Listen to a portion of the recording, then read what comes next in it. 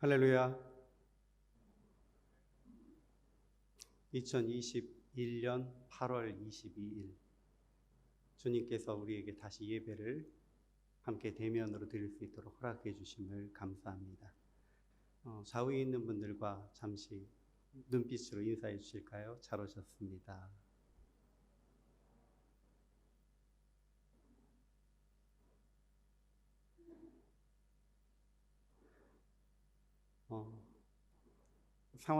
상황인지라 아직 교회에 특별한 광고사항은 없습니다. 담임 목사님께서는 9월 10일에 인도네시아로 들어오시는 것으로 일정을 조절하셔서 지금 아직 한국에서 일정 중에 계시고요. 교회에서 진행되는 모든 프로그램은 온라인으로 진행되고 있습니다. 아침에 아침 묵상, 아침 샘을 꼭 함께 참석해 주시고요. 그리고 목요일에는 목요기도회가 온라인으로 진행되고 있습니다. 줌을 통해 진행되고 있으니까 잊지 말고 많은 분들이 함께 참석해서 기도해 주시면 감사하겠습니다. 주일학교도 여전히 온라인으로 예배를 드리고 있고 자유교회 역시 온라인으로 예배를 드립니다. 비록 온라인으로 저희가 대면하지 못하고 있지만 서로 함께 연락 자주 주고받으시고 또 특별히 기도 제목 많이 주고받으시면서 우리가 그리스도 안에 한 몸 된 형제라는 것을 잊지 않으실 수 있으면 감사하겠습니다. 다 함께 일어서셔서 주님 앞에 찬양드리며 예배의 길로 나아갑니다.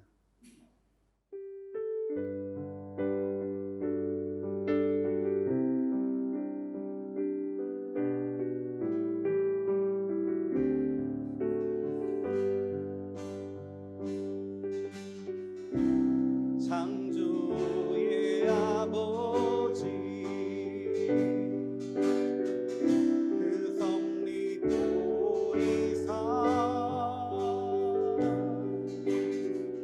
택하신 세대의 기억 이 땅을 고치소서. 주의 크신 능력 만물이 사모하니 성령의 기름 부어주사 이 시간 임하소서. 주 영광 여기 임하사 열방 향해 그 빛 비추소서. 주의 얼굴 구할 때 주의 양빛 거두소서. 주 영광 여기 임하사 주 영광 여기 임하사 열방 향해 그 빛 비추소서. 주의 얼굴 구할 때 주의 양기 거두소서.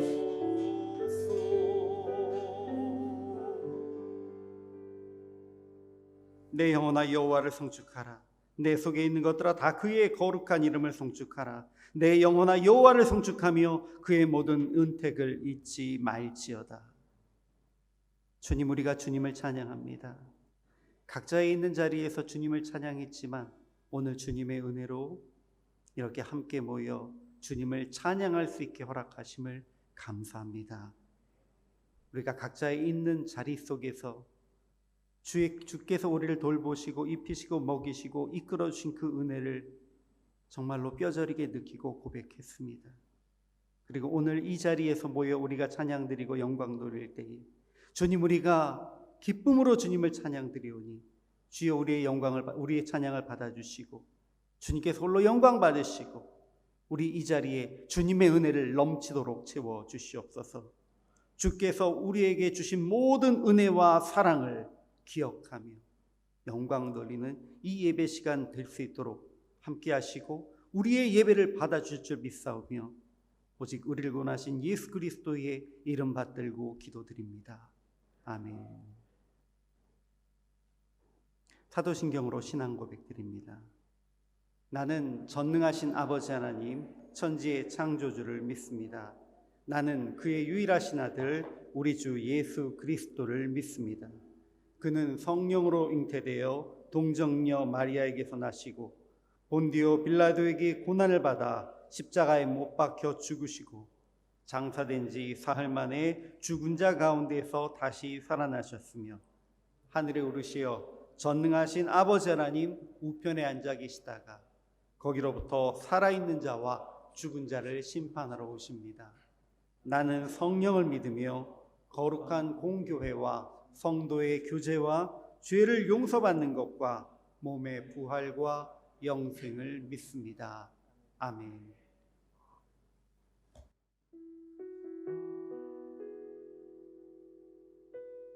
예, 자리에 앉아주시면 감사하겠습니다.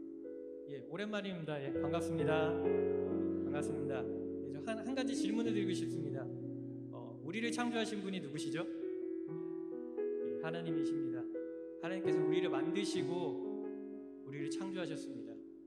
이 어려움 가운데서 하나님께서 우리를 지켜주실 것을 여러분 믿으십니까? 아멘. 이 시간 그 하나님을 우리가 같이 찬양하며 나아가길 소망합니다.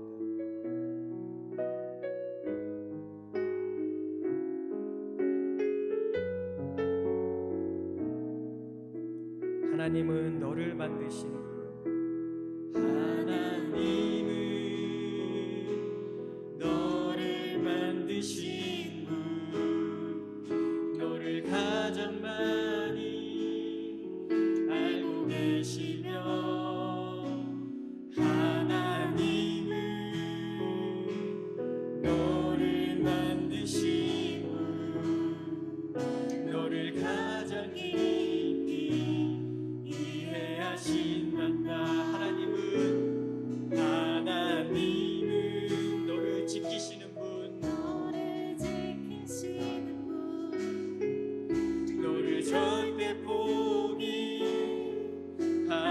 않으며 하나님은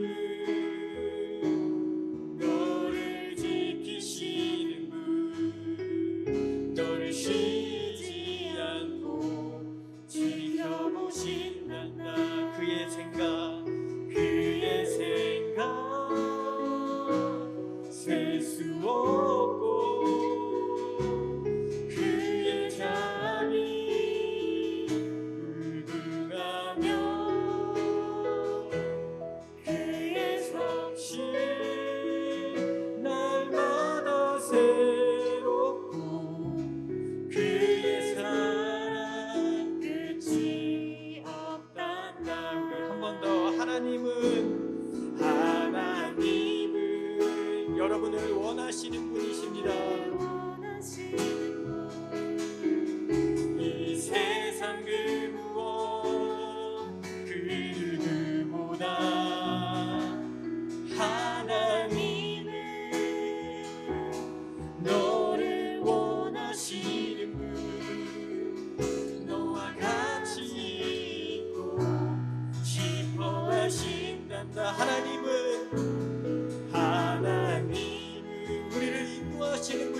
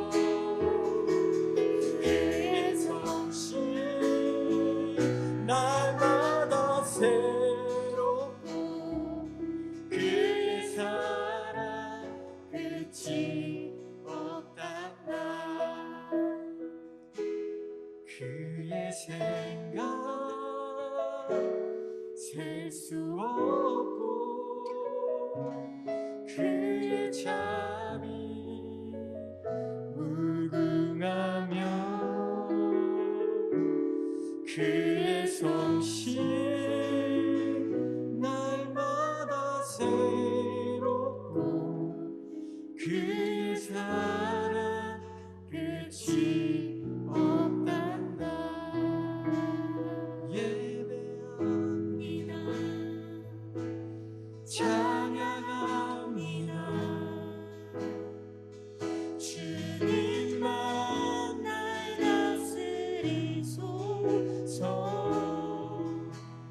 예배합니다. 주님 주님 홀로 높임 받으소서. 예배합니다. 예배합니다. 찬양합니다. 나의 주님만 날 다스리소서. 예배합니다. 찬양합니다. 주님 홀로 높임 받으소서. 우리 함께 찬양하겠습니다. 완전하신 나의 주, 완전하신 나의 주, 의의 길로 날 인도하소서. 다신 모든 이 주님의 영광 다 경배합니다. 주님 예배합니다. 예배합니다.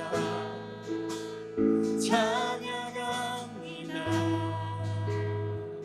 주님만 날 다스리소서. 예배합니다. 찬양합니다. 주님 홀로 높임. 이 시간 우리의 마음을 다해 한 번 더 완전하신 나의 주, 완전하신 나의 주, 의의 길로 날 인도하소서. 주께서 행하신 모든 일들이 우리에게 영광이 됩니다. 주님 다 경배합니다.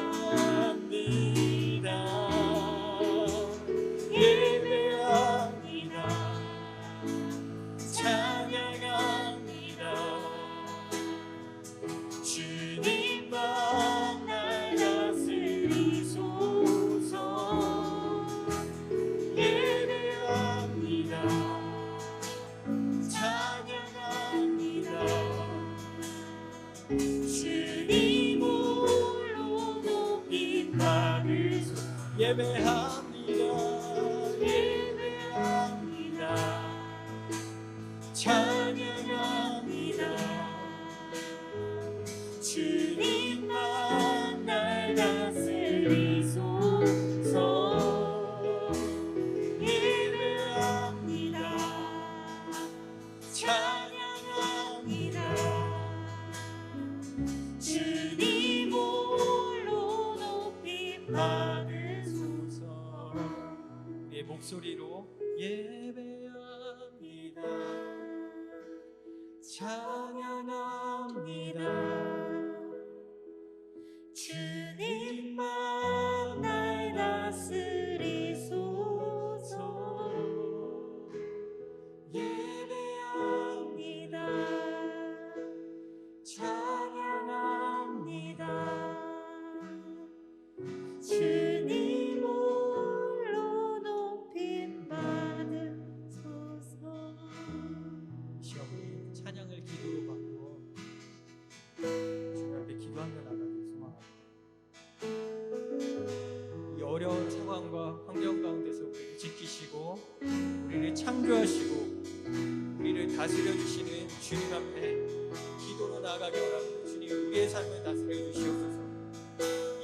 상황 속에서 굴복하지 않고 하나님을 예배하는 주님의 예배자로 우리의 삶을 다스려 달라고 이 시간 우리 하나님 앞에 기도하며 나아가겠습니다.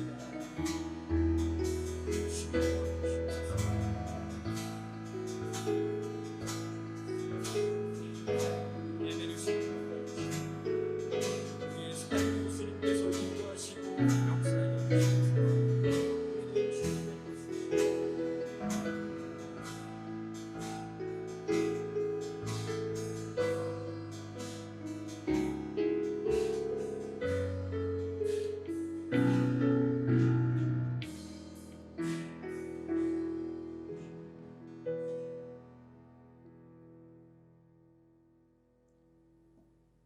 함께 드리는 기도, 공동기도문으로 주님께 기도를 드리겠습니다.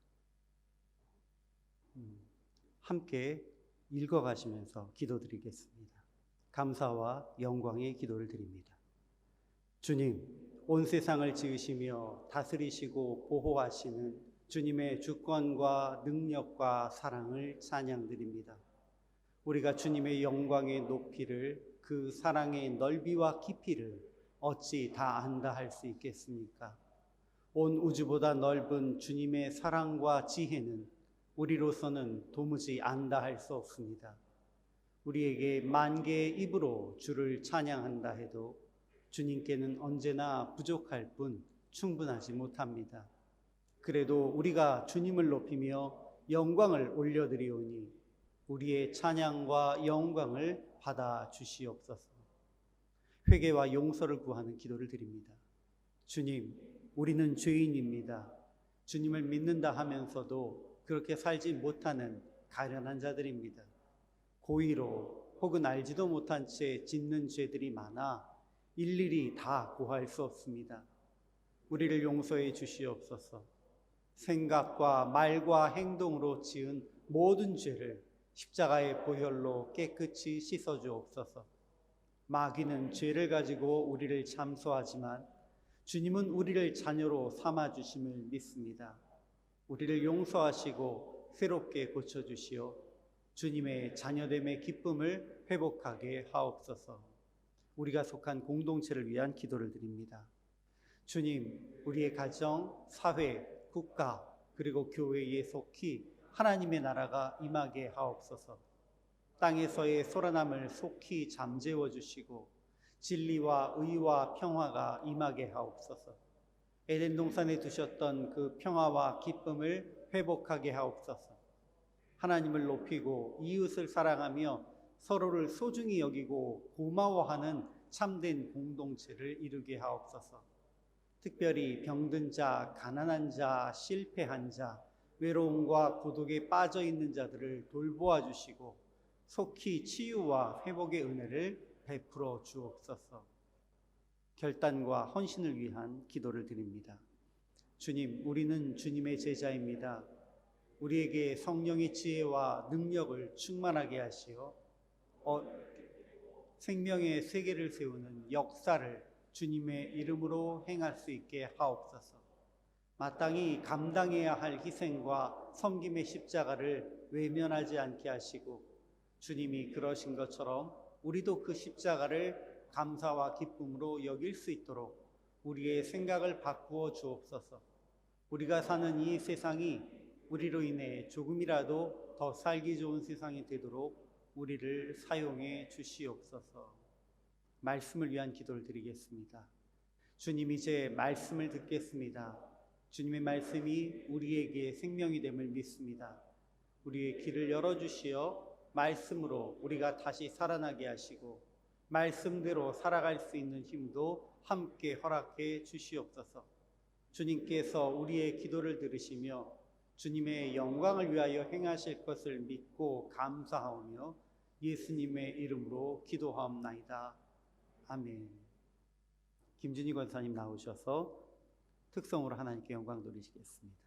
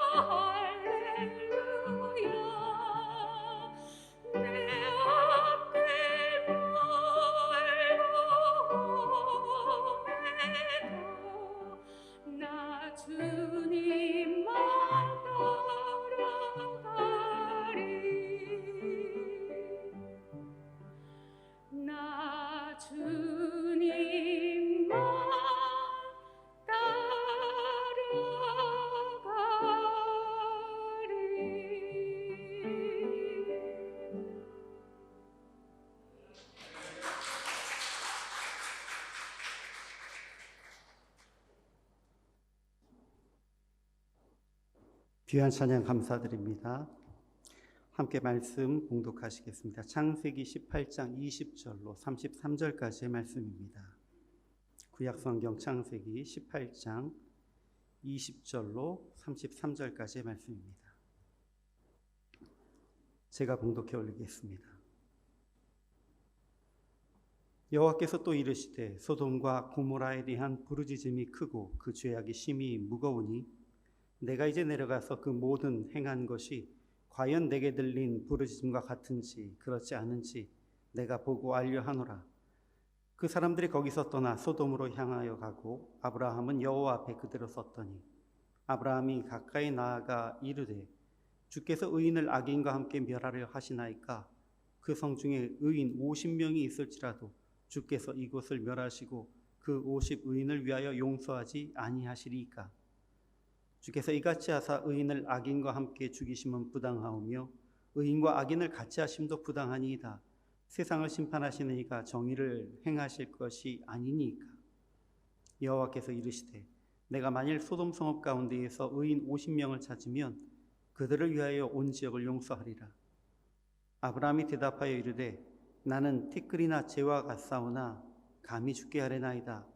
50의인 중에 5명이 부족하다면 그 5명이 부족함으로 말미암아 온 성읍을 멸하시리이까? 이르시되 내가 거기서 45명을 찾으면 멸하지 아니하리라.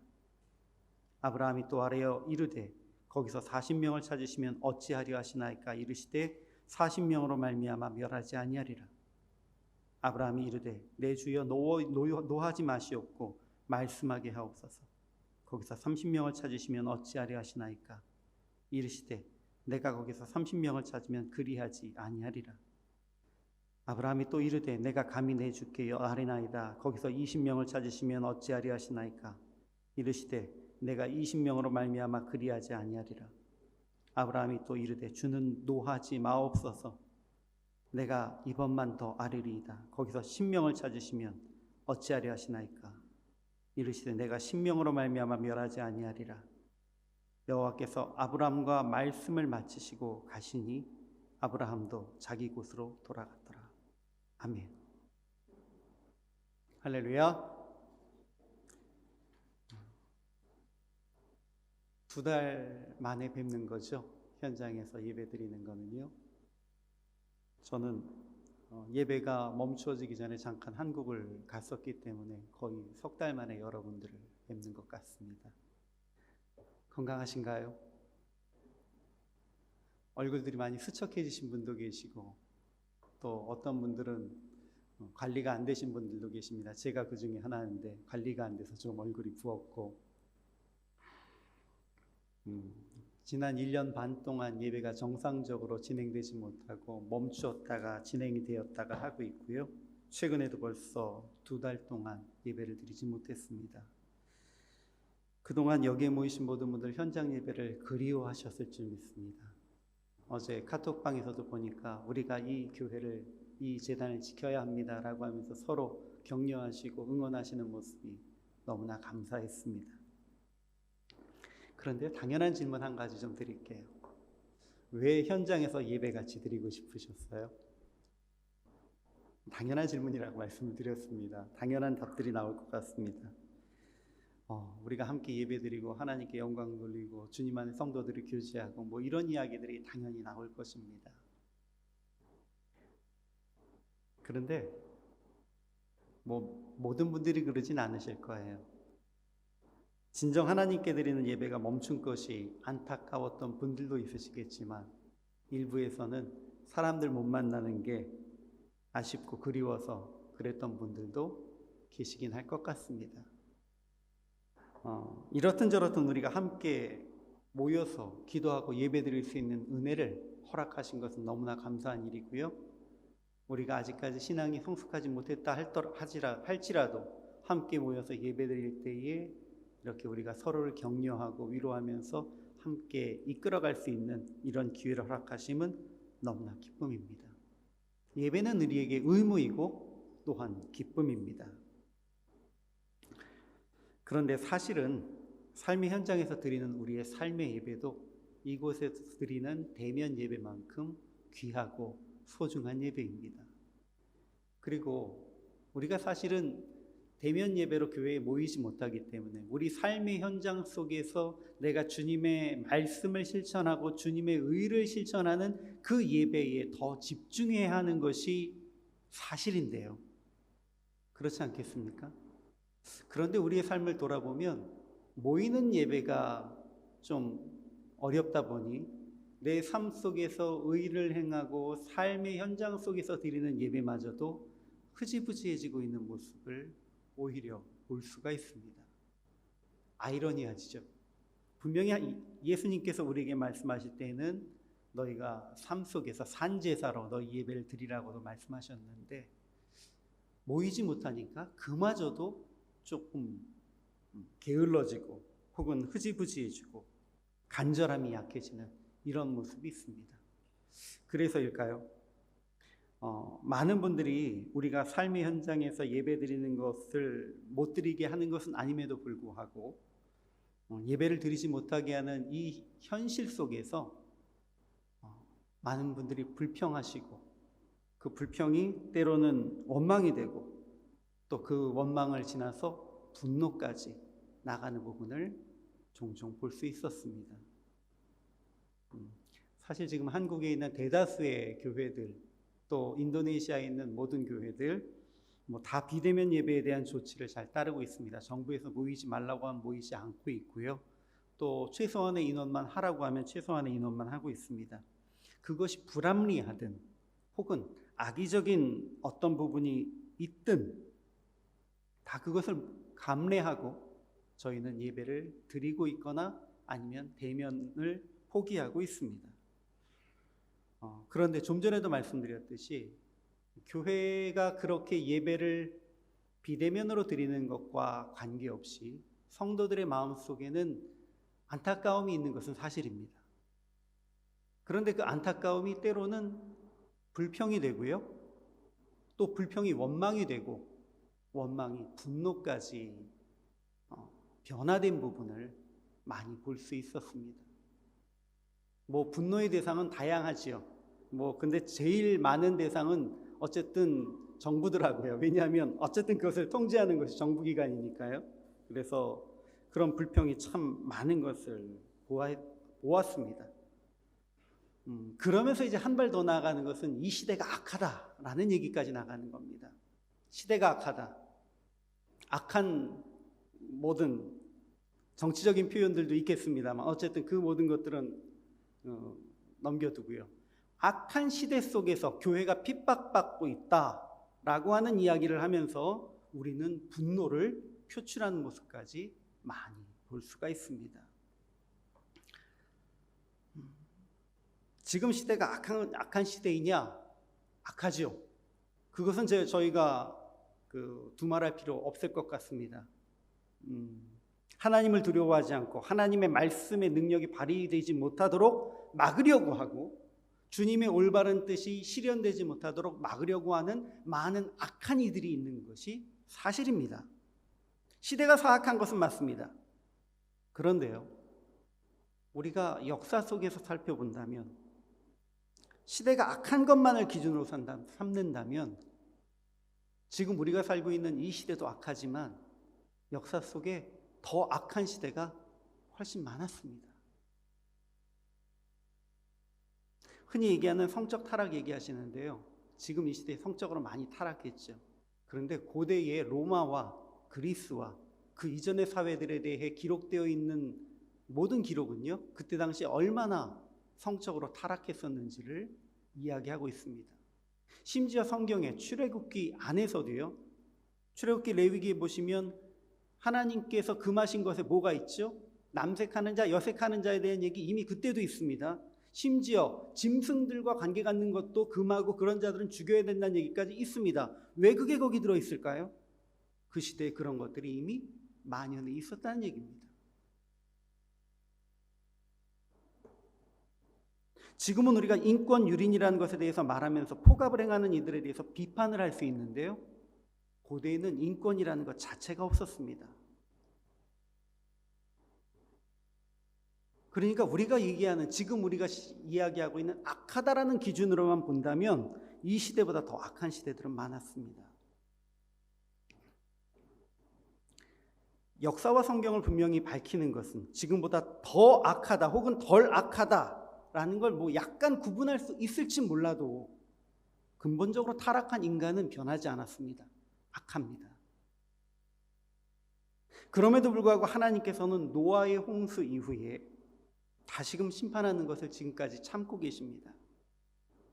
무지개로 약속하셨기 때문이기도 하지만 근본적으로 하나님의 마음은 악인을 벌하시는 것보다는 의인을 보호하시는 것에 중심을 두고 있으시기 때문입니다. 오늘 제목이죠. 악인이 많아서가 아니라 의인이 없기 때문에. 마태복음 13장 말씀 잠깐 한번 보실까요? 예수님께서 비유로 하신 말씀입니다. 알곡과 가라지에 대한 내용인데요. 제가 읽어드리겠습니다. 마태복음 13장 24절부터 30절까지의 말씀입니다. 제가 봉독해드립니다. 예수께서 그들 앞에 또 비유를 들어 이르시되 천국은 좋은 씨를 제 밭에 뿌린 사람과 같으니 사람들이 잘 때 그 원수가 와서 곡식 가운데 가라지를 덧뿌리고 갔더니 싹이 나고 결실할 때에 가라지도 보이거늘 집주인의 종들이 와서 말하되 주여 밭에 좋은 씨를 뿌리지 아니하였나이까? 그런데 가라지가 어디서 생겼나이까? 주인이 이르되 원수가 이렇게 하였구나. 종들이 말하되 그러면 우리가 가서 이것을 뽑기를 원하시나이까? 주인이 이르되 가만두어라. 가라지를 뽑다가 곡식까지 뽑을까 염려하노라.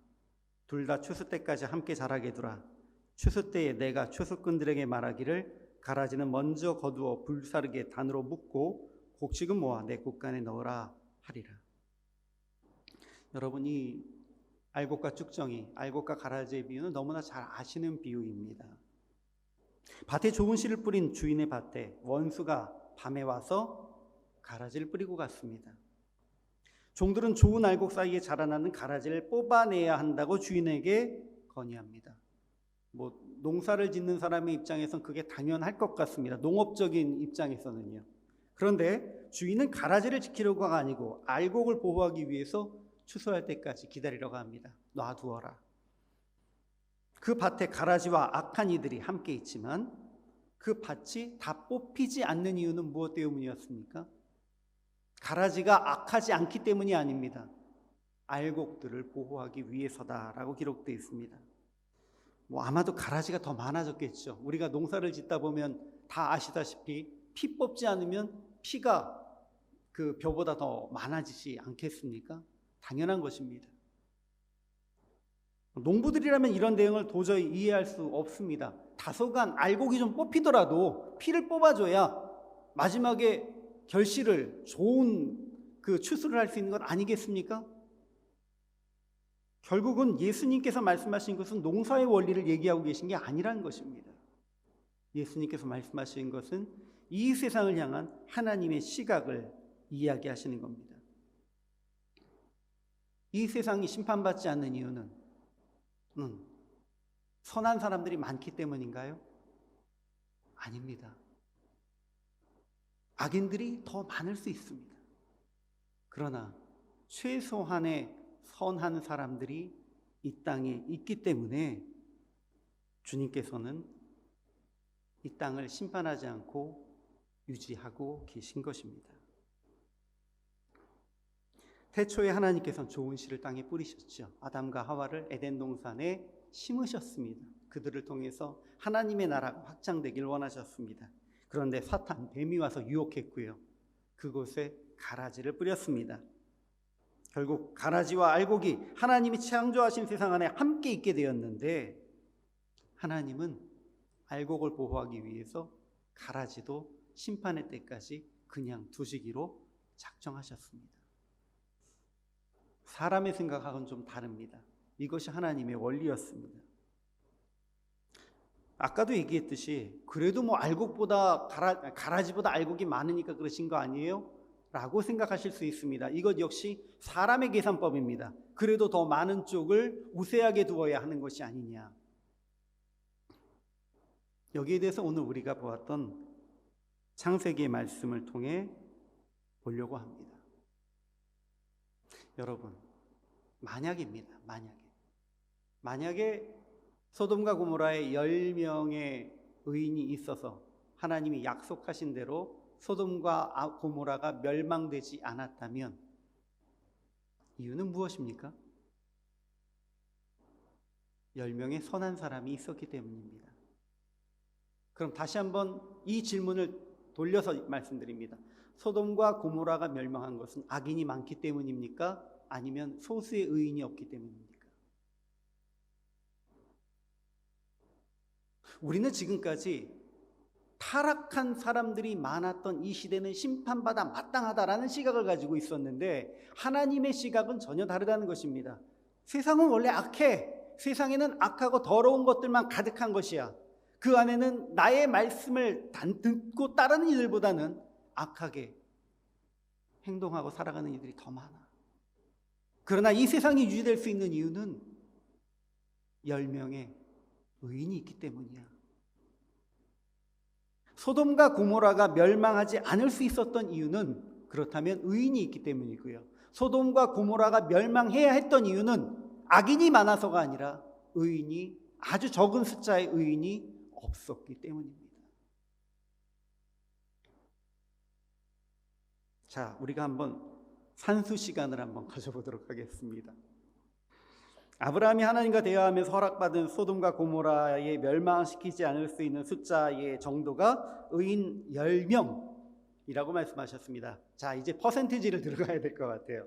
대략적으로요, 예루살렘 성이, 예수님 시대의 예루살렘 성이 인구가 상주 인구 3만 5천 명으로 얘기합니다. 3만 5천에서 뭐 한 4만? 하여튼 생각보다 많지 않아요. 당시에 상당한 대도시였는데도요. 그럼 거기에서 10명 정도라고 하면 3만 5천 분의 10이니까요. 3,500분의 1 정도 되겠네요. 소돔과 고모라에 대해서는요, 추정치가 조금 애매합니다. 제가 쭉 살펴보았는데 어떤 추정치에서는 4만 명에서 6만 5천 명 정도였다는 얘기를 해요. 근데 사실은 고고학적 관점에서 보면 엄청난 대도시거든요. 그때 당시에 아브라함 시대에 이만큼의 커다란 도시가 있었는가라는 물음표가 나올 수 있습니다. 그래서 통상적으로 계산하는 사람들은 이 도시가 몇천 명 수준의 도시였을 것이다 라고 이야기를 합니다. 그것이 정상적인 아브라함 시대에 보통 지나갈 때 있는 그런 상업 도시들의 모습입니다. 그렇다면 좋습니다. 만약에 4천에서 당시에 소돔과 고모라가 4만 명에서 6만 5천 명이었다는 걸 기준으로 만약에 본다면 4천분의 1에서 5천분의 1 정도, 혹은 몇천 명 단위였다라고 한다면 1,000명이었다고 치면 1,000분의 1, 4,000명이었다고 4,000분의 1 정도입니다. 그냥 한마디로 얘기해서 0.1% 이하입니다.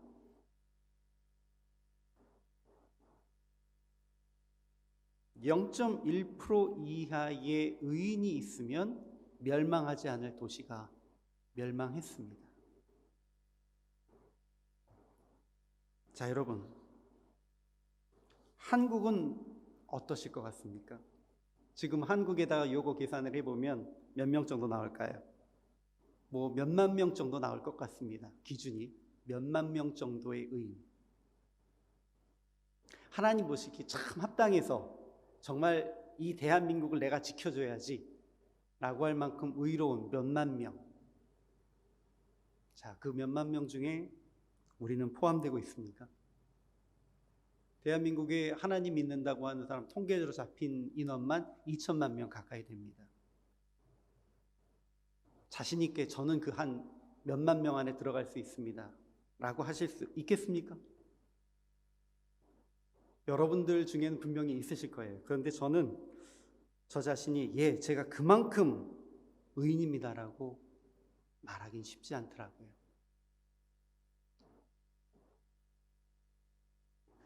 제가 말씀드리고자 하는 것은 서두에서 제가 말씀드렸던 부분, 이 부분이었습니다. 우리는 왜 분노하고 있을까요? 우리는 왜 이 세상을 향해서 지금 이 상황 속에서, 우리는 지금 이 어려운 상황 속에서 모든 사람들이 분노가 올라갈 수밖에 없는 상황입니다. 그렇지 않습니까? 그냥 나를 가만둬도 일상적인 생활도 이루어지지 않기 때문에 모든 사람들의 분노의 게이지가 올라갈 수 없는 상황인데, 또 정부는 교회 예배 모이지 말라고 계속해서 압박을 가하거든요. 그럼 저희는 분노를 넘어서서 이제는 이제 원망, 분노 이런 것으로 표출이 되는 것이죠. 그런데 사람의 마음은 그럴 수 있습니다. 하나님 앞에서 우리가 이 시대를 살아가는 우리는 어떤 태도로 살아가야 합니까? 분노하고 원망하고 악한 사람들이 많기 때문에 그렇다라고 이야기해야 하겠습니까? 아니면 우리가 스스로 하나님 앞에 저희가 부족해서입니다. 저희가 의인이 아니기 때문입니다. 저희가 주님 앞에 회개합니다라고 하는 회개의 모습으로 돌아가야 하겠습니까?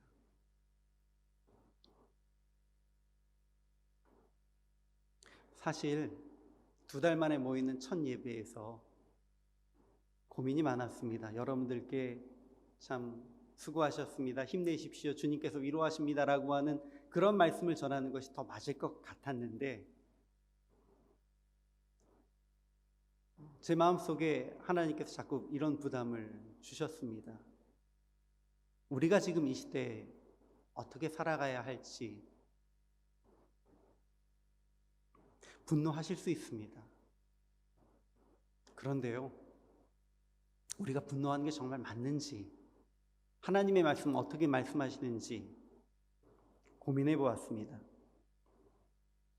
사실 로마서 3장의 말씀을 보면 우리가 하나님 앞에 분노할 수 있는 조그마한 이유가, 건덕지가 없습니다. 로마서 3장 9절에서 12절에 사도 바울은 이렇게 얘기합니다. 그러면 어떠하냐? 우리는 나으냐? 결코 아니라. 유대인이나 헬라인이나 다 죄 아래 있다고 우리가 이미 선언하였느니라. 기록된 바 의인은 없나니 하나도 없으며 깨닫는 자도 없고 하나님을 찾는 자도 없고 다 치우쳐 함께 무익하게 되고 선을 행하는 자는 없나니 하나도 없도다. 사실은 이것이 하나님 앞에 우리의 현실입니다. 의인은 없나니 하나도 없도다.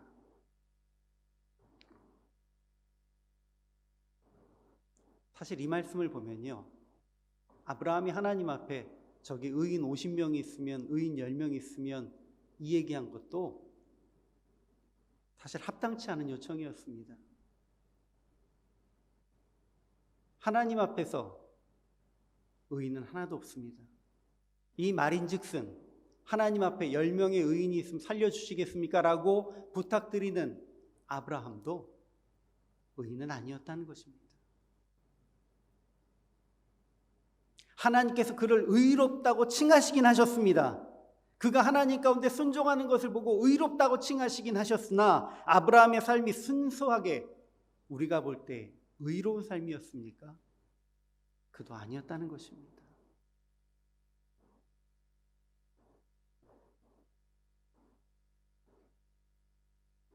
우리는 주님 앞에 그 누구도 의롭지 않습니다.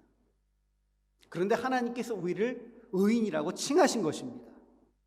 그래서 구별된 것인데, 그렇다면 이 시대를 향해서 우리가 할 수 있는 것은 무엇이겠습니까? 분노하고 원망하는 것이 아니고요, 우리가 먼저 회개하는 것이 되어야 합니다. 다른 것이 없습니다. 그리고 분노하고 원망하며 다른 사람들에게 손가락질할 그 시간에 우리가 주님의 뜻에 합당하게 의를 행하여야 합니다. 우리가 교회에 모여서 예배드리는 대면 예배의 기회가 줄어들면 그 대면 예배의 기회가 줄어든 만큼 삶의 시간 속에서 이웃을 향해 의를 행하고 그들을 향해 베풀면서 삶의 예배를 더 중요하게 드려야 한다는 것입니다. 그것이 우리 그리스도인들이 하나님 앞에 온전히 나아갈 방향입니다.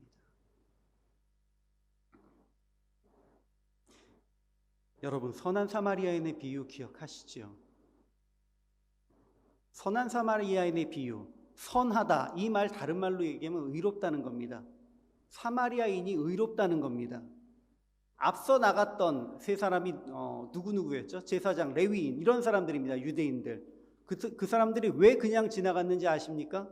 성경을 해석한 학자들은 그들이 그 강도가 괜히 무섭거나, 강도받은 사람이 괜히 무섭거나 피 흘리는 게 싫어서가 아니고, 그들이 그를 도와주면 가서 예배를 드릴 수 없기 때문이라고 얘기합니다. 제사장으로서 제사에 참여할 수가 없고, 레위인으로서 그 제사를 도울 수가 없기 때문에 그들은 외면하고 갈 수밖에 없었다라고 얘기합니다.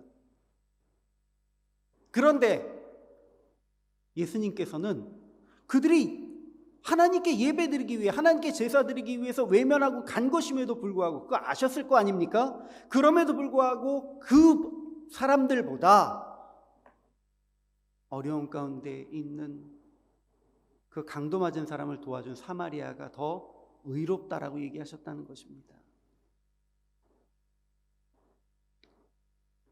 우리가 주님 앞에 모여서 드리는 예배는 의무입니다. 분명히 이것은 귀하고 소중한 주님의 은혜의 자리입니다. 그러나 우리가 여기에만 집중하면서 삶의 현장 속에서 드려야 할 예배, 삶의 현장 속에서 행하여야 될 의를 놓치고 있다면 그것은 우리가 참된 그리스도인의 모습이 아닐 것입니다.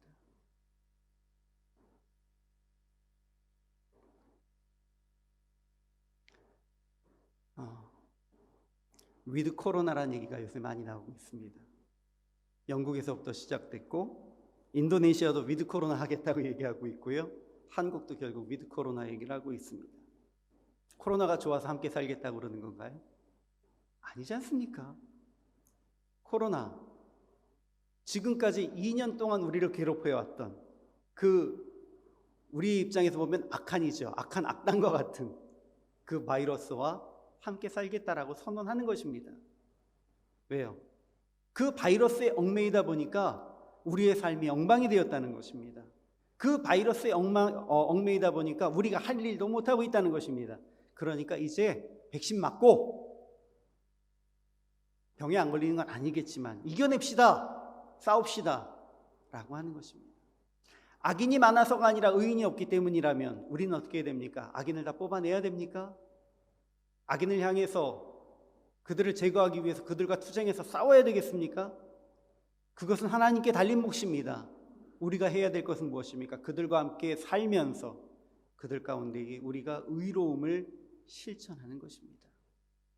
위드 코로나, 또 위드 악인입니다.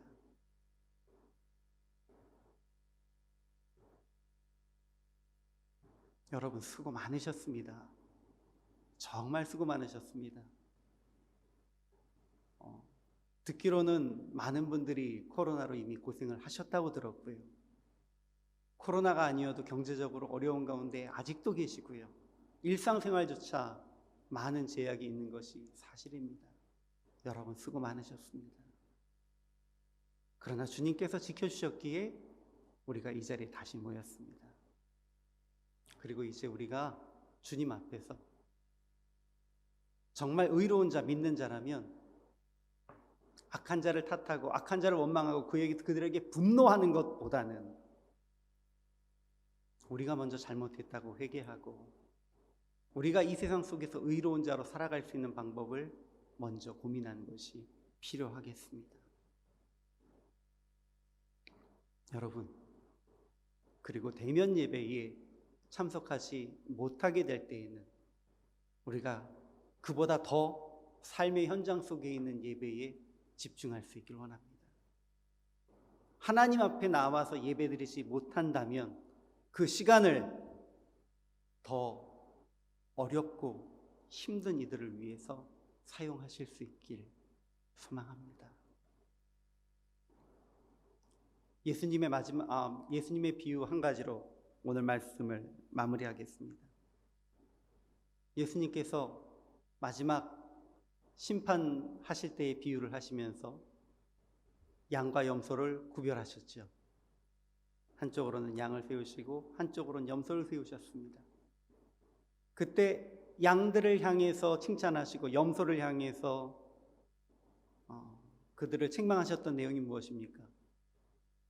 칭찬하신 것은 너희가 내가 옥에 갇혔을 때 날 돌보아줬고, 내가 병에 걸렸을 때 날 돌보아주었고, 내가 목마르고 내가 헐벗었을 때, 굶주렸을 때에 나에게 모든 것을 주었다. 양들이 예수님께 물었습니다. 저희는 예수님께 그런 적이 없는데. 예수님의 대답은 한 말씀이셨습니다. 너희가 너희 중 가장 작은 자에게 한 그것이 바로 나에게 한 것이라.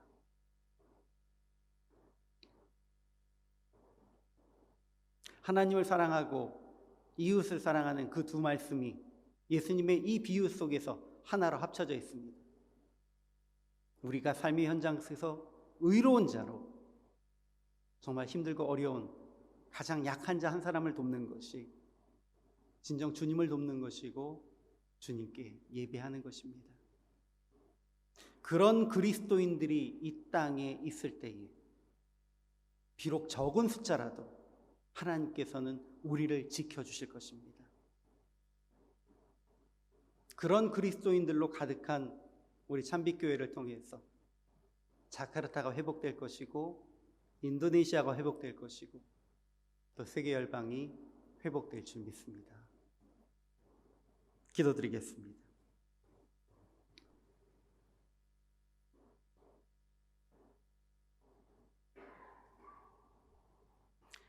주께서 우리에게 회복을 주심을 감사합니다. 주께서 우리에게 예배로 다시 모일 수 있게 허락하심을 감사합니다. 그러나 이것이 코로나가 완전히 물러난 것도 아니요, 또 악인들이 이 땅 위에 완전히 사라진 것도 아님을 우리는 알고 있고 주님 앞에서 고백합니다. 주님, 그러나 이 삶의 현장 속에 우리가 그 누구도 원망하지 않고 이 상황도 원망하지 않고 오직 의로운 자로서 우리의 잘못을 먼저 회개하고 또 우리가 주님 앞에 의로운 자로 가난하고 힘들고 어려운 이들을 돕는 삶의 예배를 드림으로 우리가 이곳에 모여서 드리지 못했던 그 예배의 시간을 오히려 삶의 현장 속에서 충실한 예배로 드리게 하여 주시옵소서. 그리고 그렇게 선하고 의로운 삶을 사는 우리 참빛교회 성도들의 삶을 통하여 자카르타가 안전히 주님 앞에 지켜지고 인도네시아가 온전히 지켜지고 우리의 조국 대한민국이 지켜지며 온 열방이 주님의 품 안에 지켜질 수 있기를 소망합니다. 우리가 이 세상이 심판과 멸망을 막아내는 적은 숫자의 의인이 될 수 있도록 함께하여 주시옵소서. 오직 우리를 원하신 예수 그리스도의 이름 받들고 기도드립니다. 아멘. 찬송가 313장 찬양 드리면서 준비하신 예물 하나님께 봉헌드립니다.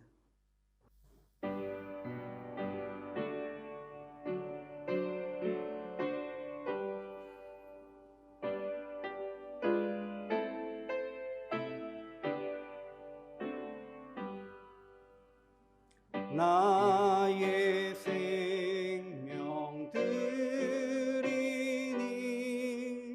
주여 받아 주셔서 세상 살아갈 동안 찬송하게 하소서. 손과 발을 드리니 주여 받아 주셔서 주의 일을 위하여 민첩하게 하소서. 나의 음성 들으니 주여 받아 주셔서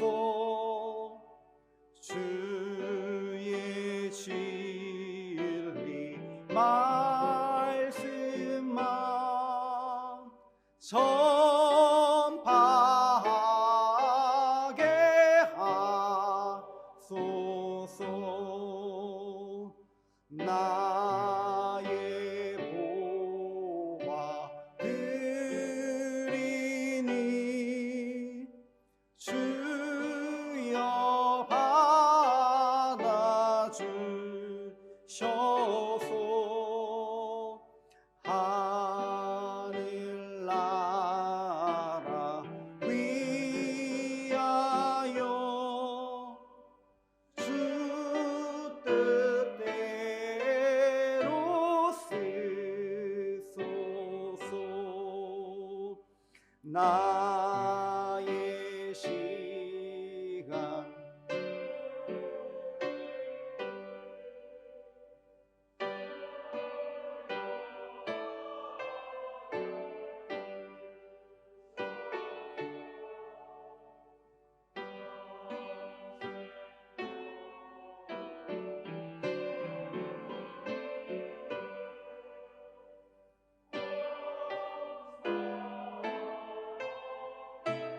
하소서.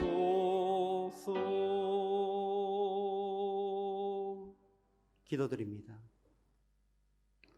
주님, 우리의 모든 것을 주님께 드릴 때에 이 모든 것이 나로부터 온 것이 아니고 주님께로부터 온 것임을 고백합니다. 우리의 생명도 우리의 시간도 우리의 모든 소유도 다 주님께로부터 받은 것이기에 오직 주님께 감사드리고 주님께 돌려드립니다. 오늘 이 드리는 예물이 우리의 모든 것이 주님의 것임을 고백하는 예물입니다. 그러나 주님, 넉넉한 중에 드리는 것이 아니고 힘들고 어려운 가운데 있어도 우리의 것이 주님의 것임을 고백하는 간절한 그 고백으로 드리는 것이니 주님 기쁘게 받아 주시옵소서. 힘들고 어려운 이 상황 속에서도 주님 앞에 나와 예배드리고 간절히 주님의 은혜를 갈망하는 성도들 각 가정마다 각 머리마다 안수하여 주시옵소서. 주님, 필요한 모든 일용할 것들을 채워주시고 그들에게 주께서 모든 사업의 길들을 열어주시고 주의 은혜 가운데에서 어려운 모든 일들이 순적하게 풀려나갈 수 있도록, 그리고 우리가 주님 앞에 앞으로도 더 기쁨으로 예배드리고 주님 앞에 헌신할 수 있는 그 모든 여건을 허락해 주시옵소서. 주께서 우리에게 함께 하심을 믿고 감사드리며 우리 주 예수 그리스도의 이름 받들고 기도드립니다. 아멘. 다 함께 일어서셔서 축복성 찬양 드리면서 예배를 마무리합니다.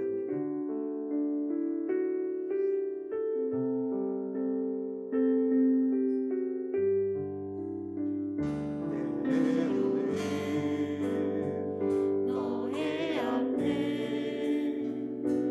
어려움과 아픔이 있지만 담대하게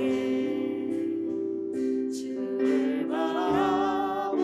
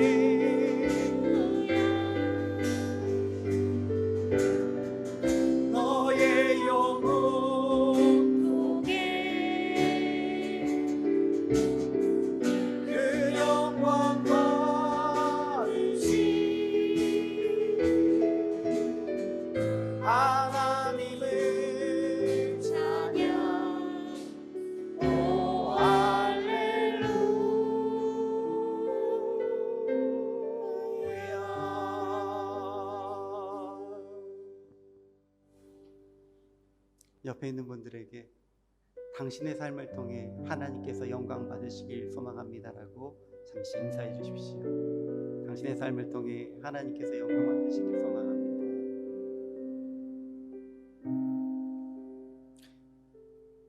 우리 성도들께서 보여주시는 그 의로운 삶을 통해 주께서 영광 받으시고 또 주님의 나라가 이 땅 위에 다시 또 임하게 될 줄 믿습니다. 속히 회복되는 은혜가 우리를 통해 또한 임할 줄 믿습니다. 함께 주님 앞에 합심 기도드리겠습니다. 기도드리는 제목은요, 코로나 바이러스가 속히 진정되도록 참빛교회 성도들 모두 건강할 수 있도록 또 믿음 주께서 지켜주실 수 있도록 동포사회 복음화와 인도네시아의 선교를 위해 우리가 함께 1, 2분 정도 기도드리겠습니다. 아버지, 주의 도우심으로 만나셨습니다. 코로나 바이러스가 오염되는 이 상황 속에 여러분의 영광을 많이 잃지 않으시고 우리 가운데 악한 이들을 향해서 원망하고 그들이 곧 사라지겠다고 소망하고 기도하는 것이 아닙니다. 악한 이들을 향한 심판 주님의 발견입니다. 우리가 이 시간에 이 시대에 살아야 할 악한 이들을 원망하고 그들을 심판해달라고 구하는 것이 아니라 우리가 먼저 회개하고 주님 앞에 참된 의로 이 시대가 주님 아버지의 회복되기에 합당한 시대로 변화되고 우리가 살아가는 것을 기도합니다. 아버지, 주님 앞에서 우리로 인하여 이 나라가 지금 이 시대가 심판받지 않고 다시 주님의 은혜 가운데 이끌어줄 수 있습니다. 아버지, 참빛교회 성도들 건강과 믿음을 지켜주시옵소서. 우리가 주님 아버지 하나님 앞에 열심으로 기도하며 삶의 현장 속에서 예배드리며 삶의 현장 속에 의로운 삶의 예배를 드리기 위해서 성도들의 건강을 지키시고 그들의 믿음을 지키시고 그들의 삶 속에 주님의 놀라운 영광을 인도네시아 동포사회가 복음화될 수 있도록 아버지 함께하여 주시옵소서. 이 어려운 시기에 모두가 오히려 믿음 가운데 주님 앞에 나올 수 있도록 도와주시고 아버지, 우리가 이 인도네시아의 선교를 위한 그 사명을 조금 더 잃지 않도록 언제나 붙잡아 주시옵소서.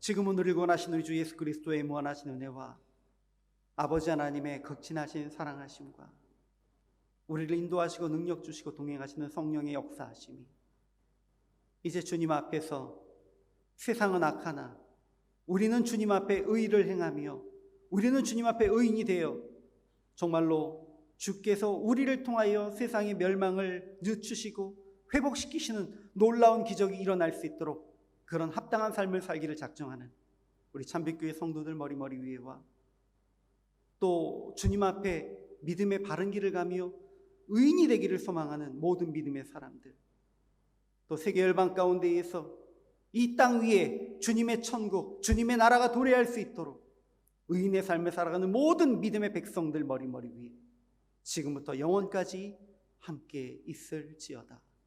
아멘.